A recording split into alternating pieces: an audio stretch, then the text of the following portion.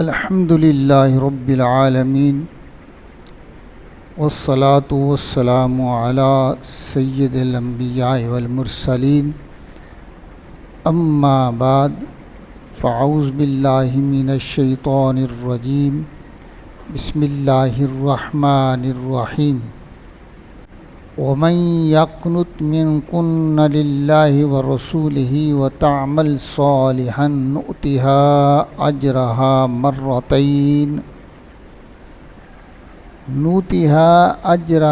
مرتين وأعتدنا لها رزقا كريما صدق الله العظيم. ومن يقنت منكن، اور جو تم میں سے فرما بردار رہیں للہ و رسولہ، اللہ اور اس کے رسول کے لیے.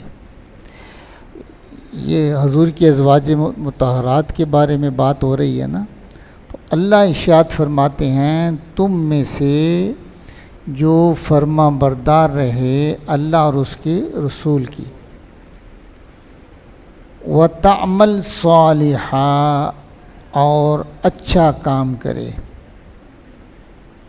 نُؤْتِهَا أَجْرَهَا مرتين، ہم اس کو اجر دیں گے اس کا 2 گنا، اس کا ثواب کتنا دیں گے؟ 2 گنا.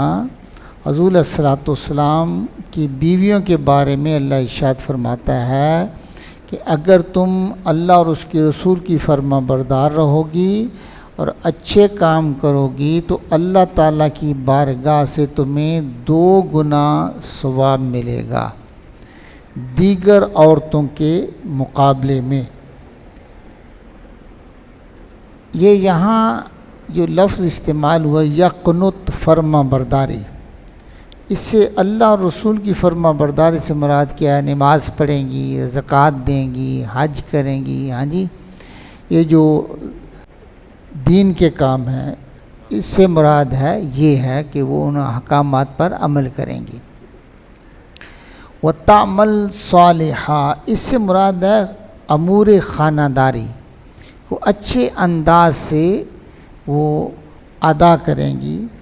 ہاں جی، اچھا انتظام کریں گی امور خانہ داری کے بارے میں، گھر کے کام کاج جو ہیں وہ اچھے طریقے سے کریں گی. یہ دیکھیے گھر کے اندر اگر کوئی عورت سلیقے سے کام کرتی ہے، خانہ داری اچھا کرتی ہے، اس سے شوہر کی طبیعت پہ اچھا اثر پڑتا ہے، وہ اسے خوش ہوتا ہے. ظاہر ہے گھر کی صفائی ہوگی، ستھرائی ہوگی اور اچھے کھانے طریقے سے کھانا پکائے گی. ہاں جی، تو یہ چیزیں جو ہیں یہ شوہر کو خوش کرتی ہیں کہ یہ تمہارا عمل جو ہے یہ رسول کو خوش کرے گا، اور جو عمل رسول کو خوش کرے اللہ خود بخود اس سے خوش ہو جاتا ہے. ہاں جی، اللہ ارشاد فرماتے ہیں کہ یہ جو چیز ہے کہ تم فرما بردار رہو اللہ اور اس کے رسول کی، اور اس کے ساتھ کیا ہے کہ آپ نے ارشاد فرمایا کہ آپ نے کیا کرنا ہے پھر، اور گھر کے معاملات کو درست رکھنا ہے. تو پھر اللہ فرماتا ہے ہم اس کا اجر، یہ 2 چیزوں کا اجر جو ہے اللہ اور رسول کی فرما برداری اور گھر کے کام کاج جو ہیں، اس کا اجر اللہ فرماتا ہے ہم دگنا کر کے دیں گے. ہاں جی، یہ دیکھیے عام عورتوں کو دیکھیے اصول یہ ہے کہ وہ ایک نیکی کا اجر کتنا ملتا ہے؟ 10 گنا. تو پھر نبی کی بیویوں کو کتنا ملے گا؟ 20 گنا ملے گا. وَآتَدْنَا لَهَا رِزْقًا كَرِيمًا، اور ہم نے ان بیویوں کے لیے تیار کر رکھا ہے عزت کی روزی. عزت کی روزی ہم نے تیار کر کے رکھی ہے. اب یہ عزت کی روزی کیا ہے؟ ہر چیز آپ جو اس کی جنس کی اعلیٰ ترین صورت ہوتی ہے نا اس کو کریم کہتے ہیں. کوئی بھی چیز ہے اس کی جو اعلیٰ ترین صورت ہے اس کو کریم کہتے ہیں، سب سے اعلیٰ. تو اس کا معنی ہے کہ ہم رزق وہ دیں گے جو اپنے جنس میں سب سے اعلیٰ ہوگا۔ اے نبی کی بیویوں، وہ میں نے تمہارے لیے تیار کر کے رکھا ہے۔ ہاں جی، اللہ فرماتا ہے وہ میں نے تمہارے لیے تیار کر کے رکھا ہے۔ اب آگے دیکھیے، یہ چیزیں، یہ شانیں اللہ نے اپنے محبوب کی بیویوں کو عطا فرمائی ہیں۔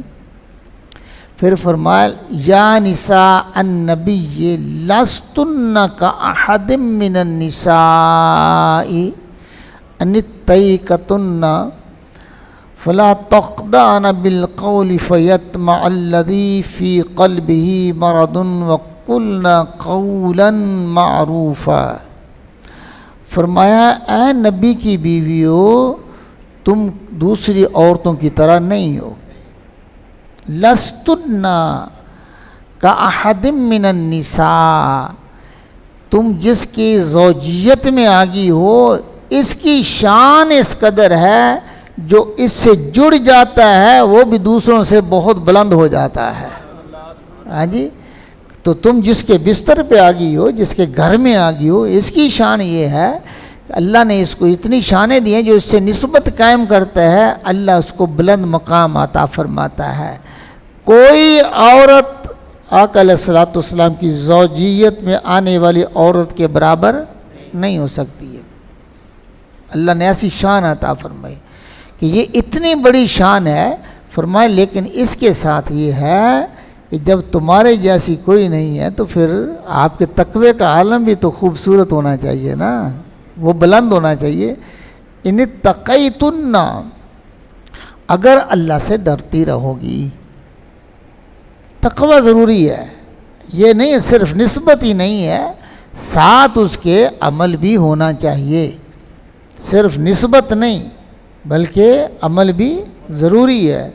یہ جو نسبت اللہ نے، یہ تو بہت بڑی چیز ہے، حضور علیہ الصلوۃ والسلام سے نسبت ہو جانا، لیکن اللہ چاہتا ہے کہ جس کے پاس میرے محبوب کی نسبت ہو وہ تقوی میں بھی بلند ہو، کوئی اس انگلی نہ اٹھا سکے کہ دیکھیے یہ حضور کی آل کا بندہ ہے، یہ حضور کی اہل بیت سے تعلق رکھتا ہے، یہ حضور کے نسب سے تعلق رکھتا ہے، اور عمل اس کے کیسے ہیں۔ لوگ کرتے ہیں ہی نہیں کہتے، کوئی سید زادہ ہو، ہاں جی، اگر وہ کوئی برا کام کرے تو لوگ کہتے نہیں ہیں یہ سید ہے، یہ سیدوں والے بات کام ہے۔ ہاں جی، اللہ چاہتا ہے کہ میرے محبوب کی آل پاک، میرے محبوب سے جس کو نسبت ہو گئی ہے، نسبی ہے، حسبی ہے، اس کا تقوی بھی بلند ہونا چاہیے۔ فرمائے اس کے ساتھ یہ ضروری ہے کہ تم اللہ کا تقوی اختیار کرو، یہ ضروری۔ ولا تخضعن بالقول، اور تم اپنے قول کو، ہاں جی، ایسی نرمی سے نہ کرو۔ ولا تخضعن بالقول، نرمی سے بات نہ کرو۔ کیوں؟ فیطمع الذی فی قلبہ مرض، کہ جس کے دل کے اندر بیماری ہے نا، وہ کوئی دل کے اندر کوئی کھوٹ پیدا نہ کر لے، اس کے دل کے اندر کوئی کھوٹ پیدا نہ ہو جائے، کوئی غلط فکر پیدا نہ ہو جائے۔ فرمایا قلنا قولا معروفا، اور تم اچھے طریقے سے بات کرو۔ اب یہ قول و معروف سے مراد جو ہے نا، علماء نے اس کے بارے میں بہت ساری احادیث آئی ہیں کہ حضرت سعد بن معاذ رضی اللہ تعالیٰ عنہ بیان کرتے ہیں رسول اللہ صلی اللہ علیہ وسلم نے ان کو یمن کی طرف بھیجا، یمن کی طرف بھیج دیا، تو حضرت سعد بن معاذ فرماتے ہیں حضور نے ارشاد فرمایا عیش و عشرت سے بچنا، عیش و عشرت سے بچنا، کیونکہ جو حاکم بناتا ہے نا، اس کے اندر قدرتی طور پر عیش کی طرف وہ مائل ہوتا ہے، کیونکہ بہت سارا مال اس کے پاس ہوتا ہے، ہاں جی، ہر چیز پر اس کا قبضہ ہوتا ہے، مال و دولت بے شمار اس کے پاس ہوتا ہے، اور اس کو وہ بے دریغ استعمال کرنے کی کوشش کرتا ہے۔ اللہ کے رسول نے ارشاد فرمایا کہ اگر میں نے تمہیں حاکم بنایا ہے نا، تو اب عیش و عشرت سے بچنا، کیونکہ اللہ کے بندے عیش و عشرت، عیش پرستی نہیں کرتے۔ یہ نشانی ہے کہ اللہ کے بندے عیش پرستی نہیں کرتے ہیں۔ اور حضرت ابو امامہ رضی اللہ تعالیٰ بیان کرتے ہیں، رسول اللہ صلی اللہ علیہ وسلم نے فرمایا ان قریب میری امت کے کچھ لوگ، ان قریب میری امت کے کچھ لوگ طرح طرح کے کھانے کھائیں گے، طرح طرح کے کھانے کھائیں گے۔ یہ ایسے ہے یا نہیں ہے؟ ہم اس میں مبتلا ہے یا نہیں ہے؟ ہاں جی، کتنے ہم گن نہیں سکتے۔ بعض دفعہ یہ ولیموں پر، شادیوں پر یا دعوتوں پر اتنے کھانے ہوتے ہیں کہ گننے مشکل ہو جاتے ہیں۔ طرح طرح کے حضور نے فرمایا طرح طرح کے کھانے کھائیں گے اور طرح طرح کے مشروبات پئیں گے، ہاں جی، مختلف رنگوں کے کپڑے پہنیں گے، ہر قسم کی غیر محتاط باتیں کریں گے، گفتگو غیر محتاط ہوگی، ہاں جی، اس میں گالیاں بھی ہوں گی، ہاں جی، اس کے اندر چغلی بھی ہوگی اور اس کے اندر غیبت بھی ہوگی، غیر محتاط قسم کی گفتگو کریں گے۔ فرمایا وہ میری امت کے بدترین لوگ ہوں گے۔ انہوں نے فرمایا وہ طبقہ میری امت کا بدترین طبقہ ہوگا، ہاں جی، اللہ اکبر۔ آقا علیہ الصلوۃ والسلام حضرت ابو ہریرہ رضی اللہ تعالیٰ بیان کرتے ہیں، رسول اللہ صلی اللہ علیہ وسلم نے فرمایا میری امت کے بدترین لوگ وہ ہیں جو عیش پرستی کرتے ہیں اور عیش سے ان کے جسم پلتے ہیں۔ حضرت عبداللہ ابن عباس، ان سے یہ حدیث ہے، وہ فرماتے ہیں رسول اللہ صلی اللہ علیہ وسلم نے فرمایا دنیا میں سیر ہو کر کھانا، راجے کے جیسے کہتے ہیں، کھانا ہو کر کھانے والے کل آخرت میں بھوکے ہوں گے، کل آخرت میں بھوکے ہوں گے۔ یعنی مومن کی شان کیا ہے؟ وہ پیٹ بھر کے نہیں کھاتا، پیٹ بھر کر نہیں کھاتا ہے، کچھ بچا لے، بچا کر کسی غریب کے گھر میں دے دے جس کو میسر نہیں ہے۔ اسلام تو یہ چاہتا ہے کہ تمہارے پڑوس میں اور ارد گرد میں کوئی بھوکا نہ سوئے۔ مومن کی شان یہ بیان کی ہے، حضور نے ارشاد فرمایا کہ اس کے پڑوس میں کوئی بھوکا سو گیا تو پکڑا جائے گا، ہاں جی۔ ہم نے کبھی اس کا خیال نہیں کیا، اللہ تعالی ہم سب کو اس کی توفیق عطا فرمائے۔ حضرت عبداللہ ابن مسعود رضی اللہ تعالی بیان کرتے ہیں اس ذات کی قسم جس کے سوا کوئی عبادت کا مستحق نہیں ہے، میں زیادہ اور میرا گمان، وہ فرماتے ہیں عبداللہ، میں نے رسول اللہ صلی اللہ علیہ وسلم سے زیادہ کسی کو عیش پرستوں پر سختی کرتے ہوئے نہیں دیکھا، آقا علیہ الصلوۃ والسلام سے بڑھ کر کسی کو عیش پرستی پر نہیں دیکھا ہے۔ اور فرمایا نہ آپ کے بعد حضرت ابو بکر صدیق رضی اللہ تعالیٰ عنہ، وہ بھی بڑی سختی فرمایا کرتے تھے۔ اور فرمایا سب سے زیادہ ڈرنے والے حضرت عمر فاروق کی ذات مبارکہ تھی، جو سب سے زیادہ رقبے پر حاکم ہے، اس کی حال وہ سب سے زیادہ ڈرنے والا ہے، سب سے زیادہ ڈرنے والے تھے، ہاں جی۔ یہ ہے اللہ تعالیٰ ارشاد فرما رہے ہیں کہ اب یہاں یہ ہے کہ نبی کی بیویوں کا تمہاری جیسی کوئی نہیں ہے۔ یہاں ایک بحث آتی ہے علماء نے کی ہے کہ کیا یہ جو فرمایا گیا ہے کہ تمہاری شان کی کوئی بھی نہیں ہے، تو کیا حضرت فاطمہ الزہرا کے لیے حضور نے بہت ساری احادیث میں ارشاد فرمایا ہے کہ کیا حضور علیہ الصلوۃ والسلام کی بیویاں فاطمہ الزہرا سے بھی زیادہ فضیلت رکھتی ہیں؟ ہاں جی، یہ بحث کی ہے۔ علماء کہتے ہیں کہ دیکھیے حضرت علامہ آلوسی فرماتے ہیں کہ بات یہ ہے کہ نبی کی بیوی ہونے کے اعتبار سے کوئی عورت ان کے برابر نہیں ہے، قرآن یہ کہہ رہا ہے۔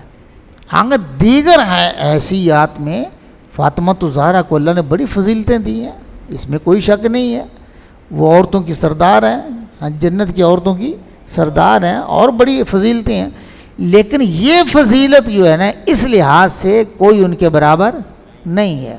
باقی اور حیثیتوں میں اللہ تعالیٰ نے انہیں شرف بخشا ہے، اور حضرت فاطمہ الزہرا زیادہ بلند ہیں تمام بیویوں سے۔ ہاں جی، یہ حضرت علامہ آلوسی رحمۃ اللہ علیہ فرماتے ہیں۔ تو بات یہ ہے، فرمایا کہ تمہارا انداز گفتگو یہ ہونا چاہیے کہ صحابہ اکرام آپ کے پاس آئیں گے، لوگ آئیں گے آپ سے مسائل پوچھنے کے لیے، آپ کے پاس مسائل پوچھنے کے لیے۔ حضرت عائشہ صدیقہ رضی اللہ تعالیٰ عنہ ان کے پاس آ رہے تھے صحابہ کہ حضور کا یہ عمل کیسا تھا، حضور نے اس کے بارے میں کیا فرمایا ہے۔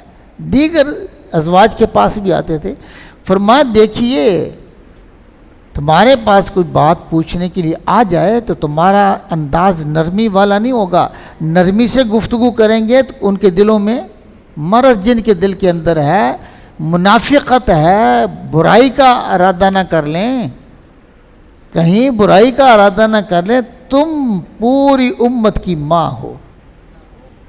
ہاں جی، امہات المومنین ہیں آپ، تو اس لیے آپ کا انداز ایسا ہونا چاہیے کہ آپ ایسے بات کریں، یہ قول معروفہ کا معنی سختی سے بات کریں، نرمی سے بات نہ کریں، یا اس طرح سے اس انداز میں ایسے وقار میں آپ گفتگو کریں کہ کوئی کسی کے دل کے اندر کوئی مرض پیدا نہ ہو۔ وآخر دعوانا الحمدللہ رب العالمین۔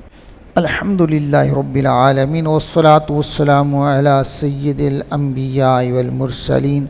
ربنا آتنا فی الدنیا حسنۃ وفی الآخرۃ حسنۃ وقنا عذاب النار وادخلنا الجنۃ مع الابرار یا عزیز یا غفار یا رب العالمین۔ اللہم انی اسألک علما نافعا ورزقا واسعا وشفاء من کل داء۔ اللہم انی اسألک العفو والعافیۃ فی الدین والدنیا والآخرہ۔ اللہم استرنا بسترک الجمیل، اللہم استرنا بسترک الجمیل، اللہم استرنا بسترک الجمیل۔ ربنا تقبل منا انک انت السمیع العلیم وتب علینا انک انت التواب الرحیم۔ صلی اللہ تعالی علی حبیبہ سیدنا و مولانا محمد وعلی آلہ واصحابہ اجمعین۔